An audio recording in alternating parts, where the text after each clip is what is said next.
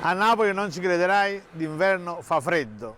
Eh sì, fa freddo. E quando fa freddo i napoletani affrontano l'inverno con dei piatti tipicamente piatti invernali, piatti del freddo. In primis le zuppe, la tipica zuppa napoletana è la zuppa e scarola.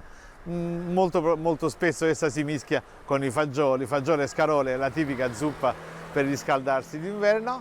Per la strada ci si riscaldava col brodo di polpo, il brodo di polpo che era il tè dei napoletani, oggi sempre molto difficile da trovare, a Foria però c'è ancora qualcuno, che è aperto solo nei mesi invernali, quindi da ottobre fino a marzo, ma il tipico piatto del freddo napoletano è o soffrit, a zuppa forte, a zuppe soffritte.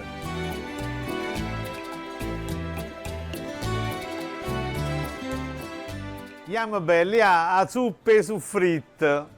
Beh, il tipico soffritto napoletano, no? Cerchiamo di fare, non facciamo confusione terminologica, non è quel classico trito di ortaggi che viene fritto nell'olio, ma è un vero e proprio soffritto di pezzi di carne, pezzetti di carne che costituiscono il cosiddetto quinto quarto, quindi pezzi di recupero, diciamo, dell'animale, il fegato, i polmoni, la milza, il cuore, quello che in napoletano è detta la cosiddetta acuratelle. Tutti i pezzettini vengono tagliati e vengono soffritti con una salsa di pomodoro e con dei peperoni, e nasce questo tipico piatto invernale che va sposato poi con delle freselle oppure con gli spaghetti e a morta soia, ed è veramente il tipico piatto dell'inverno napoletano. L'ingrediente principale del soffritto naturalmente è il peperoncino rosso, che in napoletano chiamiamo ochrasiel. Beh, noi parliamo latino, e quando arriva questo alimento di cui usciamo pazzi, ma tutto il mondo esce pazzo e non solamente noi napoletani, arriva dopo la scoperta dell'America, arriva grazie